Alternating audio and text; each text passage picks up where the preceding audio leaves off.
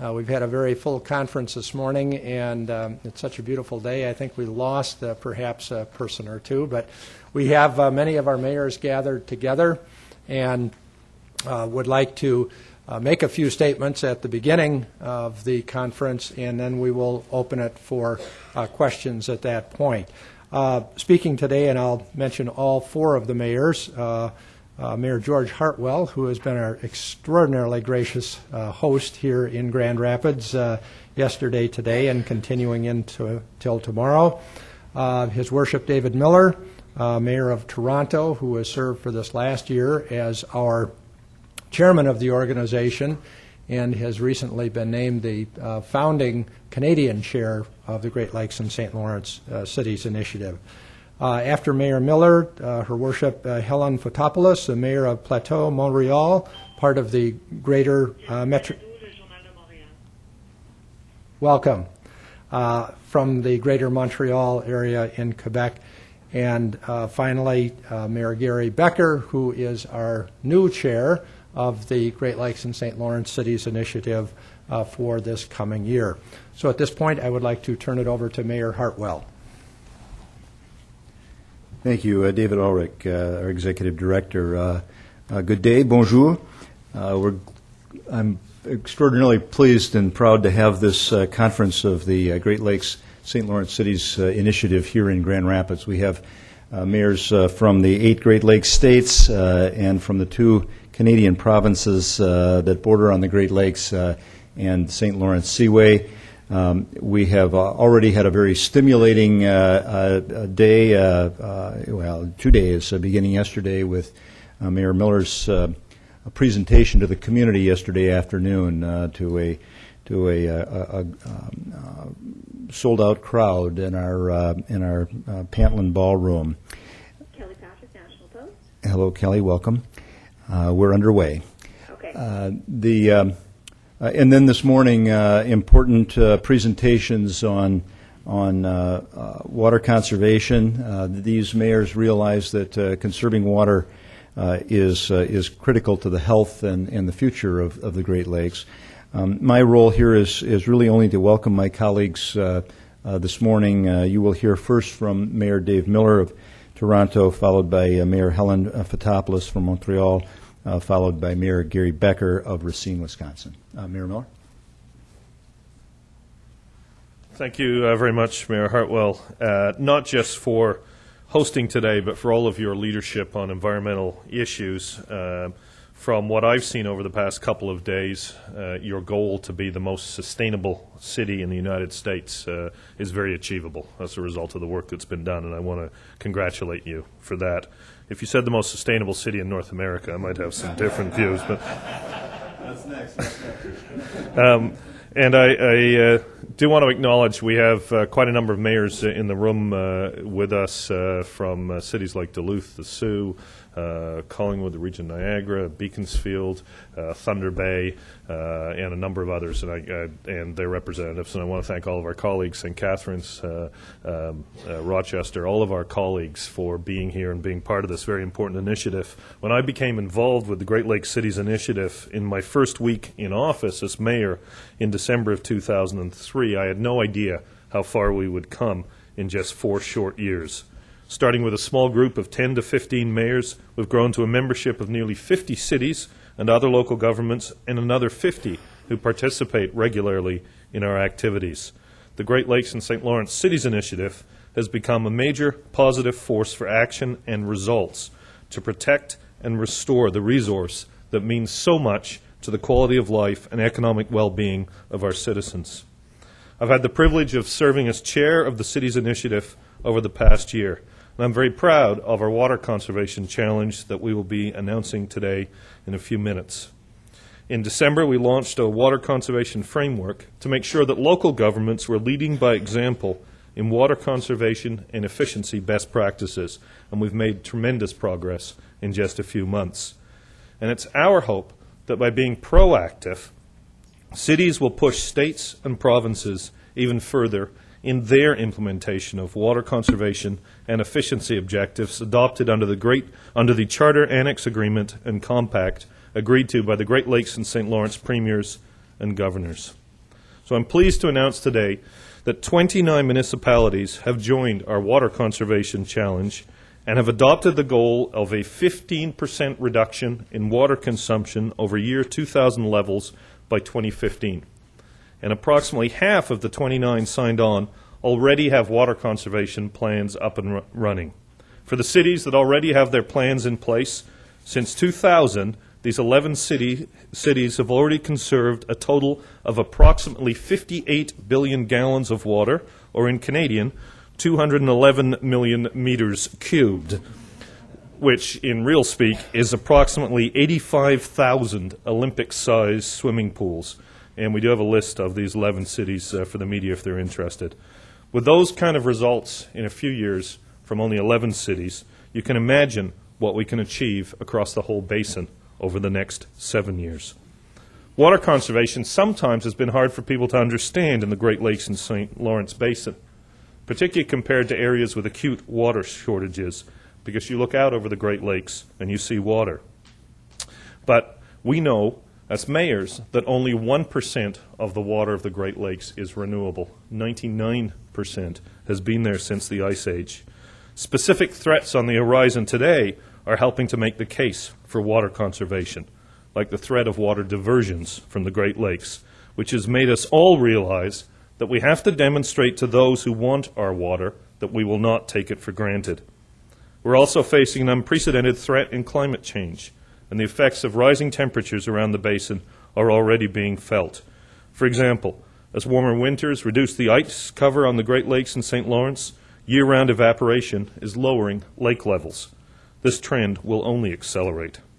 Finally, water conservation is a win-win for municipalities. We are all under pressure to reduce greenhouse gases generated by municipal operations. Water treatment and distribution is extremely energy intensive. In some municipalities, it represents the top energy consuming activity. Consuming less water means consuming less energy, which means reducing greenhouse gases. And the silver lining is that municipalities save money through water conservation. In Toronto, our water efficiency plan is estimated to cost $74.3 million over the 10-year period, 2001 to 2011.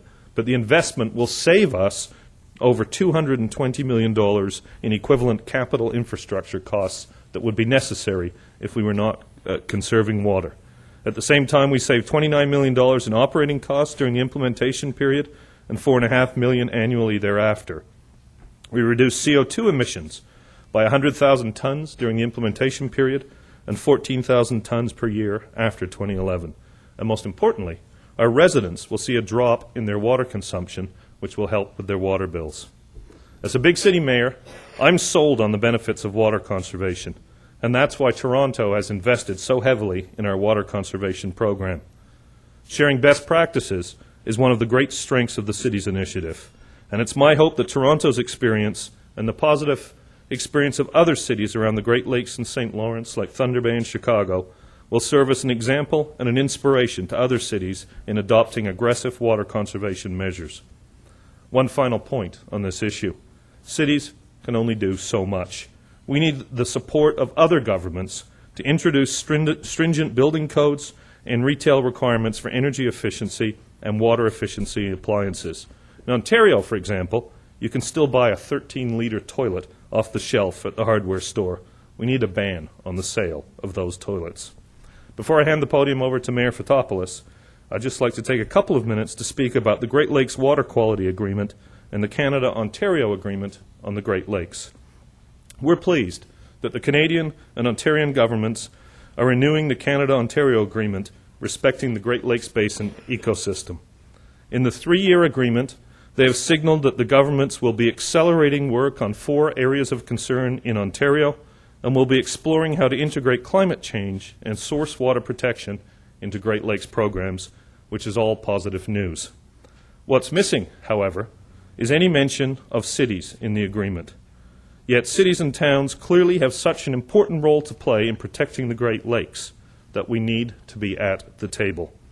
It's time for a full and equal partnership. Cities need to be made part of the Great Lakes and St. Lawrence equation, both to keep other governments on track and to participate actively in negotiating and implementing Great Lakes and St. Lawrence programs. Also this week, Canadian and U.S. governments were asked for feedback on the review of the Great Lakes Water Quality Agreement. This agreement, which used to be renewed every 5 years or so, is now 20 years out of date. The Premier of Ontario, Dalton McGuinty, recently said that it feels like the Great Lakes have slid to the back of environmental concerns. And with respect to that agreement, I would agree. It's time to bring the Canadian and U.S. governments together with provinces and states, tribes and First Nations, stakeholders across the basin, and most of all, our Great Lakes cities, to renegotiate the Great Lakes Water Quality Agreement and to modernize our vision of the future of the basin and our collaborative approach to protecting and maintaining the quality of the Great Lakes. And we know in our organization that if cities and towns are at the table, we will succeed. It's my pleasure now to hand over the podium to Mayor Fotopoulos from the great town of Plateau Mount Royal in Montreal, Quebec. Thank you, David. Just to, in Montreal, we have a borough system now. I'm the mayor of the borough, which is in the city of Montreal. But I'm also here avec une maire qui est le maire d'une ville sur l'île de Montréal, qui est Bob Benedetti, qui est ici présent, et avec un de nos voisins de pas trop loin, M. Denis Lapointe, le maire de Vaudreuil-Salaberry. Et je voulais commencer, je pense qu'il y aura de la traduction en disant merci à l'association pour l'appui qu'on a reçu ce matin avec l'adoption de la résolution de la déclaration des villes, des municipalités riveraines du fleuve Saint-Laurent qui a été présentée ce matin.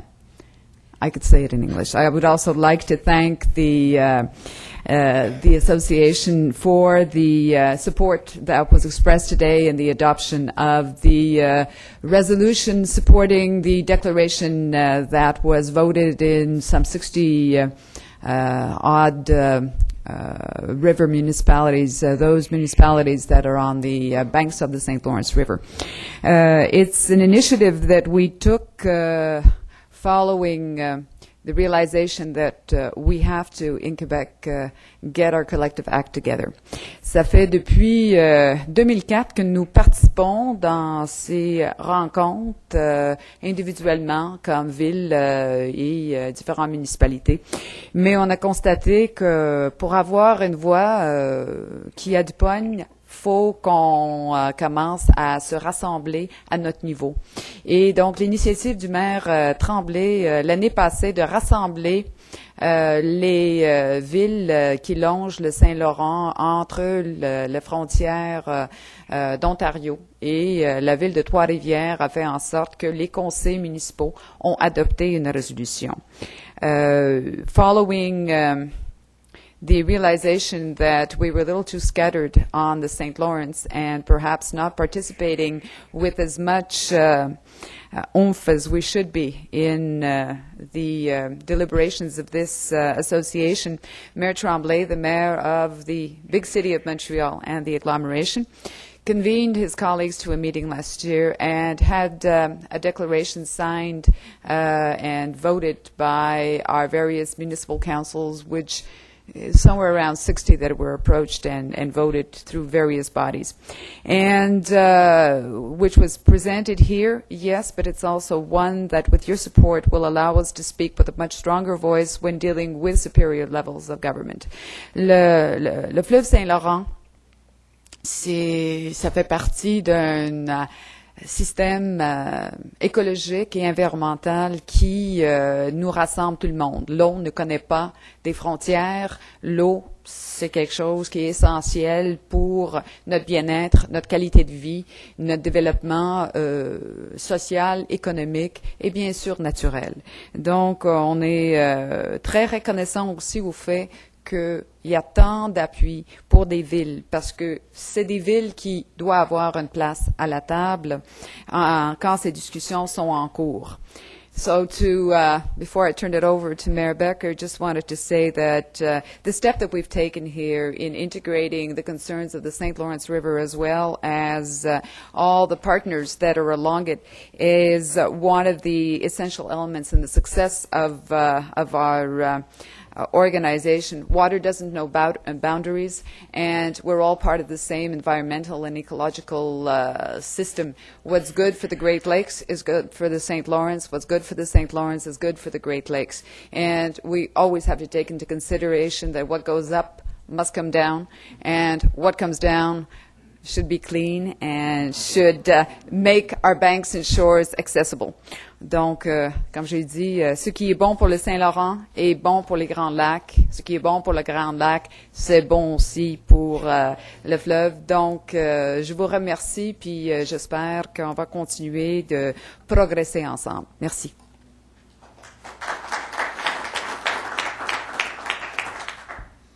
Well, thank you. And it's an honor for me to become the chair of this group. Like Mayor Miller said, 4 years ago when this was started and the mayors came together, I'm not sure we knew how far we would go or the impact we'd have, but it's we have had our voices heard now.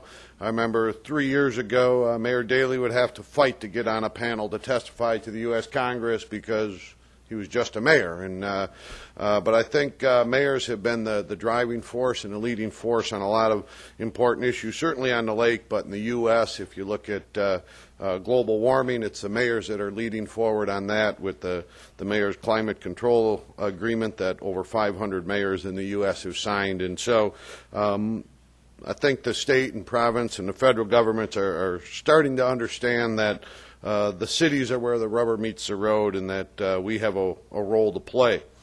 Invasive species, as we all know, are severely disrupting the biological balance of the lakes in the St. Lawrence and cause hundreds of millions of dollars in damage. And I'm thinking if you went over time that hundreds of millions would be billions, not just, that's more of an annual number.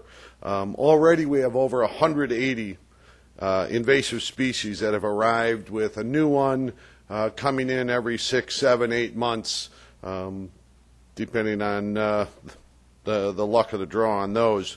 We know that ballast water is the primary pathway for invasives to come into the system, and a technical solution is long overdue to stop this preventable problem. And it's no wonder that groups are calling for a ban on international shipping up the St. Lawrence to the Great Lakes. Invasive species in our waterway system is a preventable problem, and action does need to be taken now. We're recommending several steps to be taken immediately. Strong enforcement of all existing restrictions on ballast water and full funding of programs to enforce them. Establishment of new restrictions on ballast water discharges that will eliminate the risk of invasive species coming in on ships, including those to claim that they are no ballast on board ships. Passage of comprehensive federal legislation in the U.S. and Canada to stop the flow of invaders. Full funding, construction, and operation of the electronic fish barrier of the Chicago Sanitary and Ship Canal to keep out the Asian carp.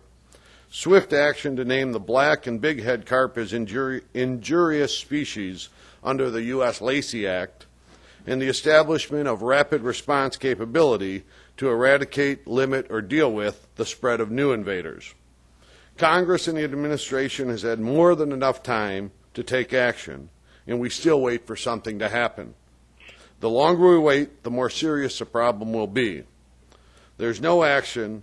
More states like Michigan, if there is no action, more states like Michigan, the city of Chicago, I testified a month or two ago in Wisconsin on proceeding on our own, which is not the way to solve this problem. This is a federal and an international problem.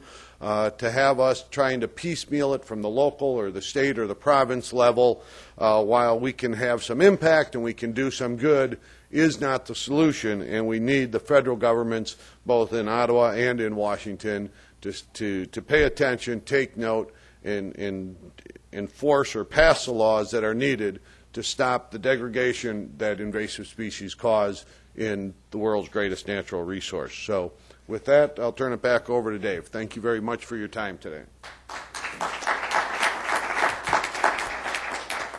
Thank you very much, all of the mayors. At this point, we'd like to open it up for questions, and we'll start in the room for starters. And if you can address them to a specific mayor, that would be helpful.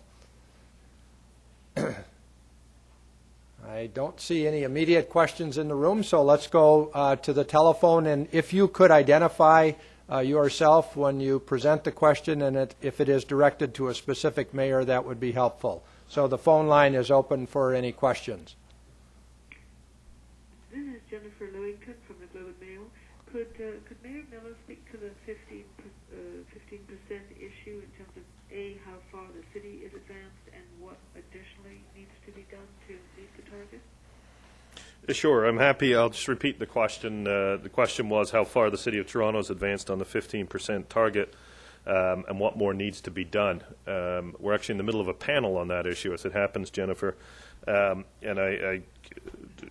before I directly answer your question, I do need to say this is an enormous challenge for cities. In Toronto's case, we've grown by the population of Peterborough in the last 3.5 years, yet we're reducing actual water consumption. So it's an absolute level of reductions. We've got a variety of programs to meet that target. Things like giving coupons for low-flow toilet purchases, coupons for low water use washers, and a number of other programs, including downspout disconnection. The City of Thunder Bay is extremely successful. We have met our target for peak water consumption on the highest days in the summer, but we have not met our target yet for average water consumption. And several things need to be done. We need to educate people so they can take advantage of our program, and we're doing that through some innovative things like the Zero Footprint partnership we have, as you know. We also need provincial legislation about low-flow toilets. They need to be mandatory in home renovation. I think that would be very important, and the Great Lakes mayors called for that today in a resolution. We are making progress, though, and the other part of this is we can learn from others. And that's one of the great things about this organization. We're learning from each other about how to do these things. Follow up, Mayor, on you mentioned suggesting a ban on, I think, 13-liter toilets. Yes. That is something that the province would have to do, or Yes. something that you think the city could do? No, it's provincial legislation, and as I understand it, Luigi Geronimo's here, and he's going to correct me if I'm wrong, but currently low-flow toilets have to be used in new construction, but they're not mandatory in home renovations. There's no logical reason for that, and it would make a very, very significant difference. We've also got a strategy, a leak repair strategy, and some other strategies in which we've retained expert advice to help us lower consumption. But the biggest single thing we can do is it depends on individual actions and the actions of businesses. There's a special strategy for business, and as you know, Jennifer, we lowered our water rates for certain customers. In combination with that, there's significant incentive for businesses to lower their consumption as well. And David, one comment I wanted to make, if journalists have other questions, there are a number of mayors here who weren't involved in the press conference who may have answers as well. My name is Catherine Porter. I'm a reporter at the Toronto Star. This is a question for both Mayor Miller and any other Canadian mayors that are there. Do you support a ban on international ships coming into the Great Lakes?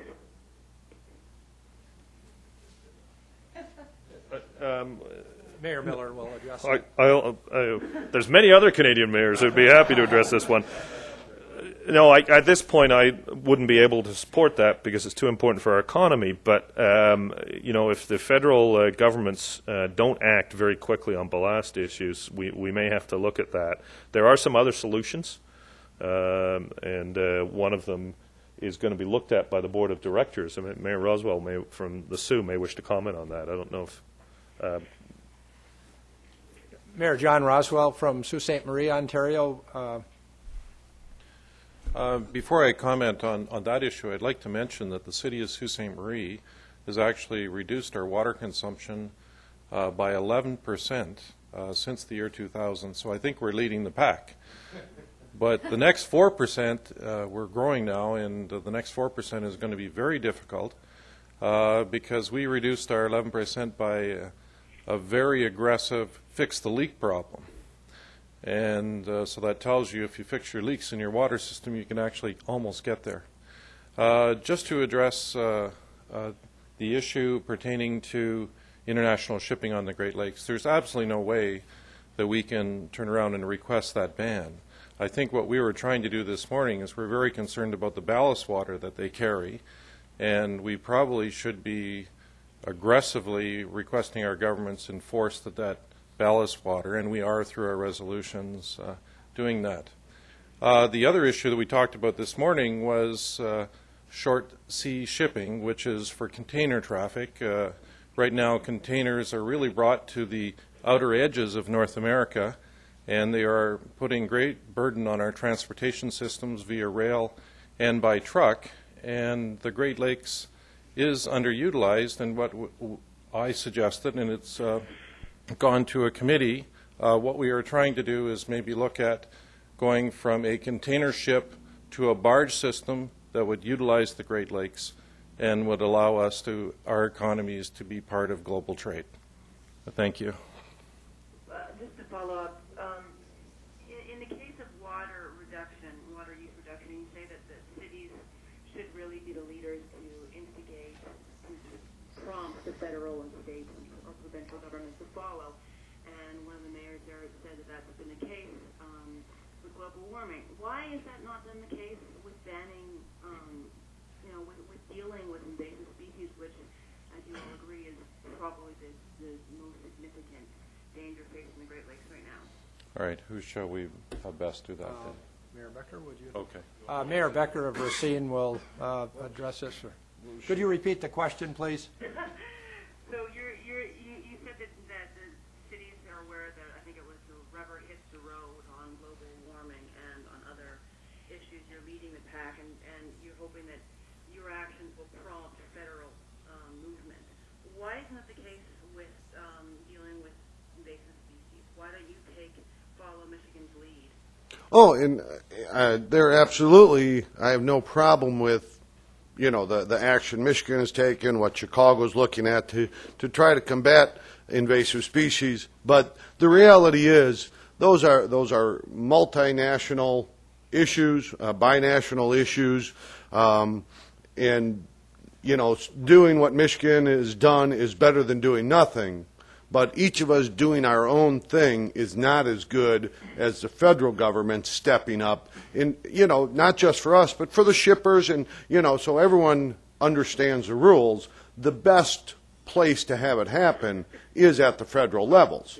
But the fact that they're not acting is what's going to cause somewhat of a patchwork system, which is going to cause additional problems for shippers and different things. But no, I certainly support each state doing what they can, but the real answer is at the federal level.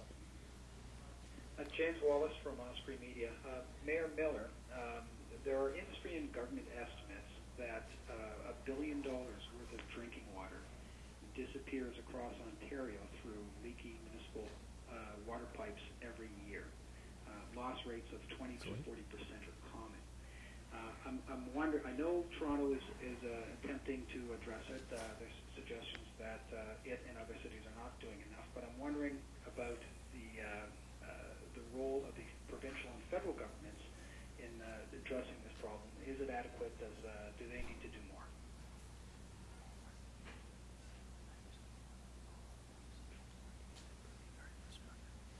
Well, two parts to my answer. First of all, one of the reasons that we've collectively set a target of a 15% reduction over year 2000 levels by 2015 is because we can address leaks. It's very, very important.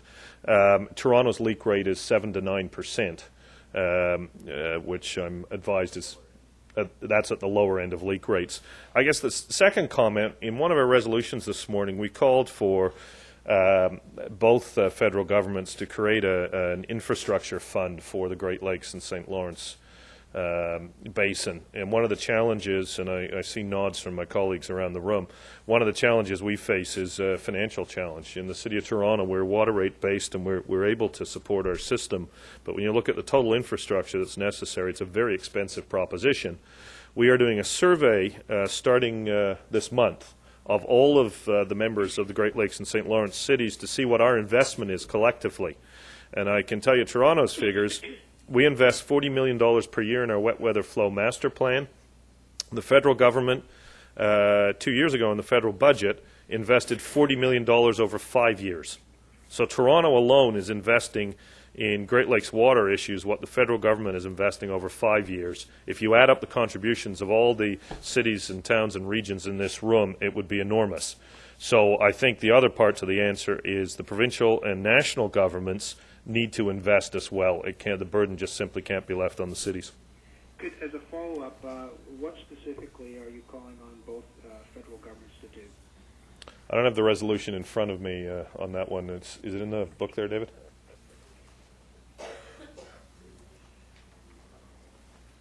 If you can just be patient with 1 second while the document's provided to me. Sure. We have the mayor of the town of Blue Mountain here, too. I didn't mention Blue Mountain in the introductions.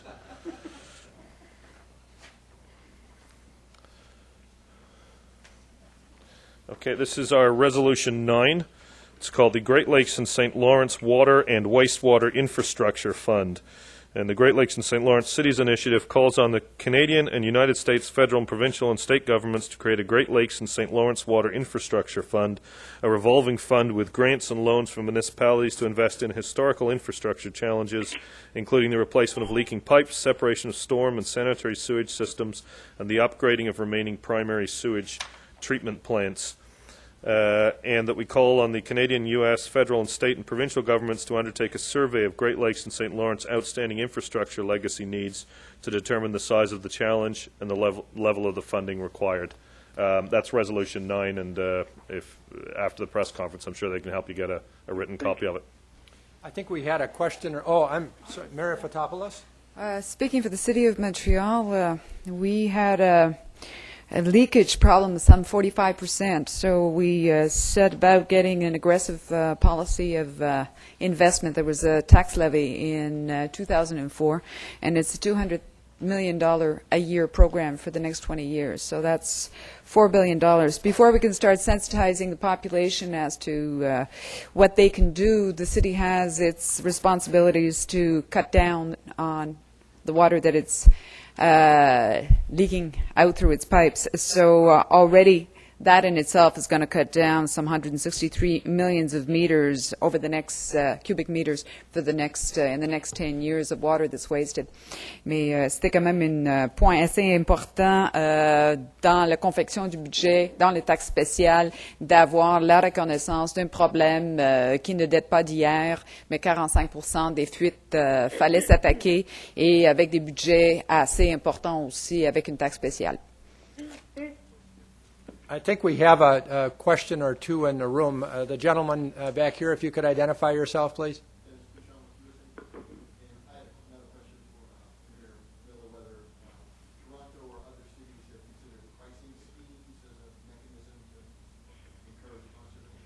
The question asked is whether or not Toronto or other cities have any kind of pricing structures or schemes to address the water conservation issue. The answer is yes. Toronto, our water system, I'm sorry, I didn't. Who asked the question? Okay. Our water system is entirely rate-based, and we just introduced a plan to lower rates for businesses that produce goods made out of water, like soup. But in order to get that rate, they have to have a conservation plan. So we have incentives in two separate ways. People pay less if they consume less, so that's things like downspout disconnection help with that regard.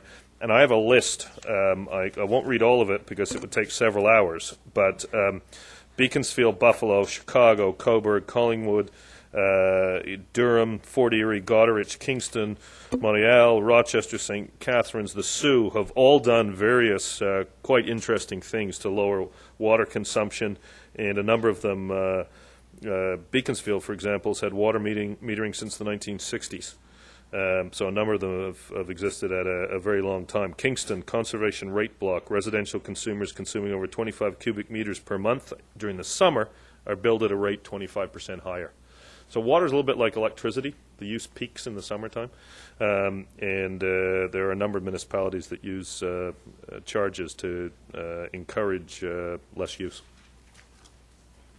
I also wanted to add for all of the reporters that we will get most of the materials related to what we're talking about here up on our website as soon as possible this afternoon. The web address is www.glslcities.org. Next question, another one from the room, or I guess we're back to the telephone. Additional questions on the phone? Hi, David Steincross from the Journal-Times in Racine, Wisconsin. For Mayor Becker, could you tell me how far Racine has come in meeting its conservation goal? And then for anyone who wants to answer this one, you mentioned the target goal and the fact that 11 cities have already conserved about 58 billion gallons. How far along is that towards the target of what you estimate should be or could be conserved by 2015? Well, hi, David. In Racine, we haven't officially or formalized doing this, but I can tell you from our utility standpoint, we have a very aggressive program to fix the leaking pipes. The low flow toilets are required. We've disconnected downspouts and separated our sewers years ago, back in the 70s, I believe. So I don't want to disparage my fellow mayors, but we've actually had a utility that's been very aggressive for a very long time on a lot of these things. And so I haven't sat down with them and formalized a program for this because, to be honest, they've done a great deal of the work on it already. Dave Ulrich, this is as to your question more generally across the organization. We don't have a figure in terms of collectively how close we are to the 15% because it really varies dramatically. Some actually have met 15% already. The city of Thunder Bay got an early and running start on this and is setting a very hot pace for it. Others are really just developing programs right now, so collectively it's very difficult to do it. The ones who have programs generally are getting in the 5 to 10% rate, and as was mentioned earlier, the aggressive programs that deal with the drinking water infrastructure is where a lot of gains are gathered early. It's very expensive, but also very helpful. I'm told we have time for one more question, which I'll be happy to take at this point. Hearing no further questions, I will thank all of the reporters on the phone and in the room. I'm going to ask all of the mayors to stay just a moment to gather around our flags here, and so we can properly